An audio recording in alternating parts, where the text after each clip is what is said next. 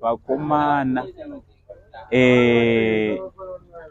ndozishayiwa kuti chii chandaita sendichajirwa nemakarwa muna Limpopo ndichikrosa border kuenda South Africa ndichijamba border. Iko kune a legal way of getting into another country without using a passport or without using a TTD. Mozakanainzi ma TTD nema ETD. My emergency traveling documents. Miyomazere hapana paasi kushanda. The only way yekuti ukwanise kuenda ku Zambia without a passport sezo zitutori ku Livingstone ndeyekutouya through inonzi iyo inonzi chiwe anzi enigma anditi enigma inoendo yatakakwira cruise anditi vhoti takakwira ndorega rinotenderwa kubva kuZimbabwe kuuya kunoku kwatiri kuZambia without a passport. So kutotaura kunoku tatomboenda kunoku kuZambia kwatiri kuona kuti kuZambia kwakamira sei.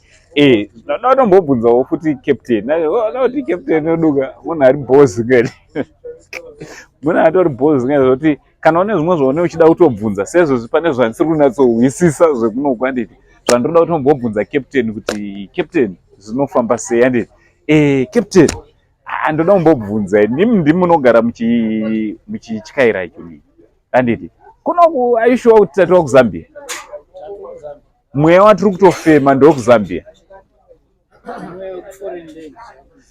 mvura iyi yatiri kuona ndeyekuzambia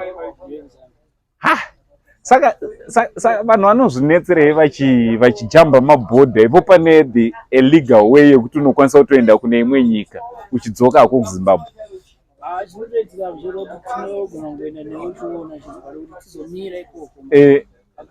Akumira sezvatiri kutongoita izvozvo samunotouya kuZambia nevanhu vasina mapassport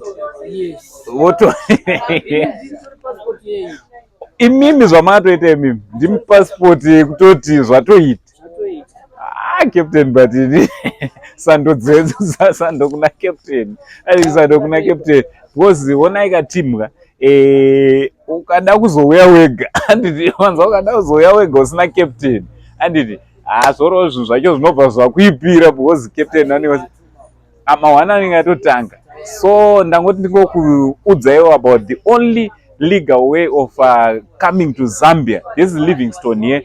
We are now in Livingstone. So the only legal way of coming to Zambia without a passport is coming with our captain here, our captain Mishek Mponda. Anditi so ukangopinda mino maonenga wapinda munenge musina captain wanonzi Mishek Mponda mino uzwa mune muchiita nekwamune muchida kuenda, but otherwise kana uchienda kuZambia without a passport, this is the only boat rinogona kukuendesa ikoko. So guys, ndoda kungokukurudzirai kuti